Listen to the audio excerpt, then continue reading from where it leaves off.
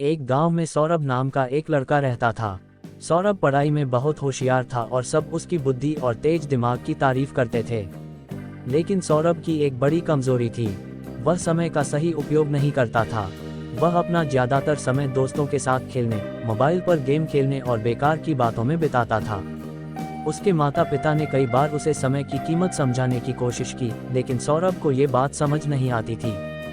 वह हमेशा सोचता, मेरे पास बहुत समय है, सब कुछ बाद में कर लूंगा, अभी तो मजे करने दो। एक दिन स्कूल में वार्षिक परीक्षा के नतीजे आए। इस बार सौरभ के नंबर बहुत कम आए, जितनी उम्मीद थी उससे बहुत नीचे। जिस सौरभ की टीचर तारीफ करते थे, वही अब निराश हो गए।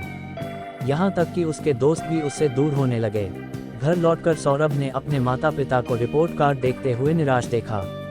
सौरभ को खुद पर गुस्सा आया, लेकिन उसे समझ नहीं आया कि अब आदत कैसे बदले। उस रात सौरभ अपने नाना जी के पास गया, जो गांव के सबसे समझदार और सम्मानित बुजुर्ग थे। नाना जी के पास बैठकर सौरभ ने अपनी परेशानी बताई और कहा, नाना जी, मैं समझ नहीं पा रहा कि मैं इस बार फेल कैसे हो गया, जबकि मैं एक अच्छा छात्र हूँ। नाना जी मुस्कुराए और बोले, बेटा, समस्या ये नहीं कि तुम अच्छे छात्र नहीं हो, समस्या ये है कि तुमने समय को हल्के में लिया। समय बहुत कीमती होता है, अगर इसका सही उपयोग करो तो सफलता मिलती है, और अगर इसे बर्बाद करो तो ये पीछे खींच लेता है। सौरभ ने हैरानी से पूछा, लेकिन नाना जी, समय तो हमेशा होता है ना, मैं बाद में भी सब कर सकता हूँ। नाना जी गंभीर होकर बोले, नहीं बेटा, समय नदी के बहते पानी जैसा है, जो बह गया वो कभी वापस नहीं आता। चलो, मैं तुम्हें एक कहानी सुनाता हूँ जिससे तुम्हें समय की कीमत समझ में आएगी। नाना जी ने कहानी शुरू की। बहुत समय पहले विक्रम नाम का एक शक्तिशाली राजा था। उसके पास बहुत धन दौलत, भव्य महल और ढेरों नौकर थे। लेकिन उसे भी समय बर्बाद करने की आदत थी। वह देर से उठता, दरबार की जगह दोस्तों के साथ समय बिताता और हर काम कल पर टाल देता। एक दिन एक साधु उसके दरबार में आया और बोला, राजा जी, आपके पास सब कुछ है, लेकिन आप अपनी सबसे कीमती चीज, समय को बर्बाद कर रहे हैं। अगर आपने इसे सही से नहीं अपनाया तो एक दिन आपको पछताना पड़ेगा। राजा हंसते हुए बोला, मेरे पास बहुत समय है, मैं जब चाहूं तब कर सकता हूं। साधु ने चेतावनी दी, समय को हल्के में मत लो, ये सबसे बड़े राजाओं को भी बर्बाद कर सकता है। लेकिन राजा ने बात नहीं मानी।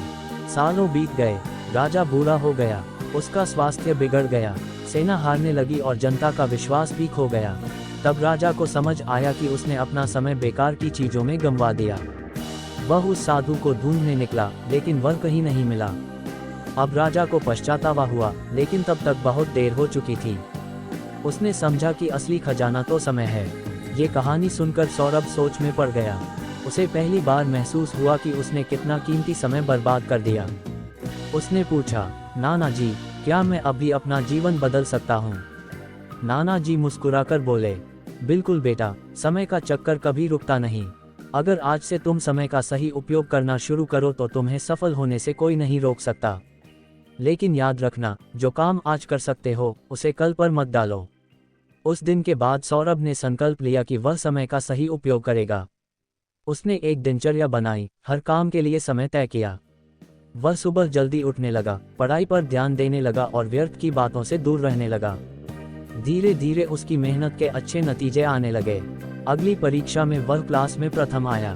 फिर वह एक सफल व्यवसायी बना और अपनी जीवन शैली से सबको प्रेरित किया।